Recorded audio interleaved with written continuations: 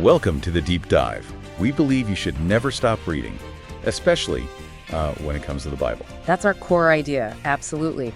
Keep exploring. So today, we're diving into a specific set of Psalms, chapters 21 right through to 25. A really rich section. Yeah, we've looked at some material to help us unpack these, just for you listening. And these chapters, they really take you on a journey, don't they? Different experiences, deep truths. They really do. You get victory, suffering, trust. It's quite the range in just 5 chapters. Snapshots of walking with God, you could say. Okay, let's unpack that first one then. Yeah. Psalm 21.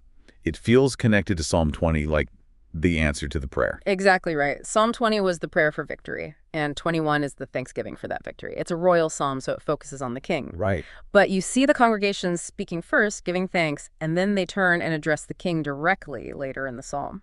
And it gets pretty intense about the enemies, doesn't it? God destroying them. Oh yeah, it's quite vivid. God destroying the enemies, their descendants, their plans, all nullified. Wow. But the key thing here, I think, is that it's not just about that one earthly battle. The psalm uses that victory to point towards God's bigger, eternal kingdom victory. Okay, so our wins now are sort of echoes of the ultimate win. That's a great way to put it. Yeah, it reframes everything. Powerful. Okay, so from victory, Mm-hmm. life throws curveballs. Psalm 22 takes a sharp turn, doesn't it, into suffering. A very sharp turn. Psalm 22 is a lament, a deep cry of pain.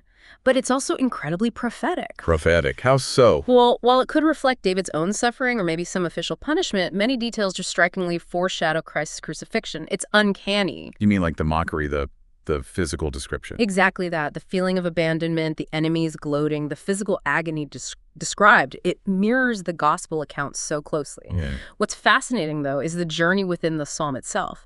It starts in this place of utter desolation, right? My God, why have you forsaken me? Yeah. Chilling. But it doesn't stay there. It wrestles through that pain, that questioning, and by the end, it explodes into praise and talks about future global worship. It's this incredible arc from agony to, well, ultimate hope. So not ignoring the pain, but moving through it towards God. Precisely. A really powerful model for us, I think. Definitely. Okay, after that intensity, Psalm 23 feels like a cool drink of water. It really does. It's pure confidence, pure trust in God's care and protection, just beautiful imagery. The shepherd. God is the shepherd, guiding and protecting his sheep. And also, God is the host, providing everything needed, even in the presence of enemies. And that famous line, valley of the shadow of death. What's the core message there when you're in that kind of darkness? It's that even in the absolute darkest, most terrifying moments, the shadow of death, if you trust God as your guide, your shepherd, you find peace. You're not alone. Exactly, you're not alone. His presence brings comfort and leads ultimately to dwelling with him forever. It's just profound assurance. Such a comfort. Okay, shifting again, Psalm 24.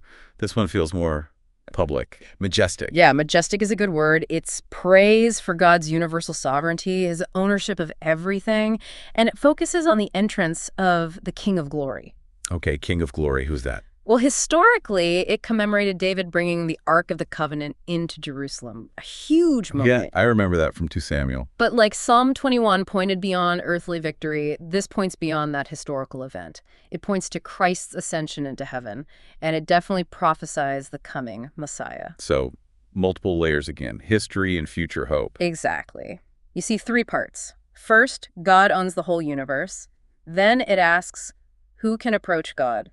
Who can ascend his holy hill? And the answer is? The one with clean hands and a pure heart. But then it climaxes with the gates opening for the King of Glory, the Lord strong and mighty.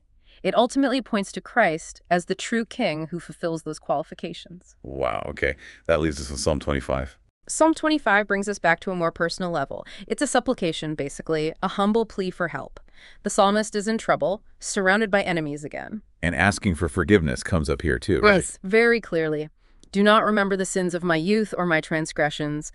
It's a plea for forgiveness based not on the psalmist's merit, but on God's own goodness and loving kindness. So, acknowledging failures, but trusting God's character. Absolutely. The psalm praises God's character. He's good, upright, loving, faithful to his covenant. And then, having appealed to that character, the psalmist restates the difficult situation and asks again for God's protection and deliverance. It's so relatable, that mix of vulnerability, confession, and clinging to who God is. And the material for this deep dive came from the Center Studio.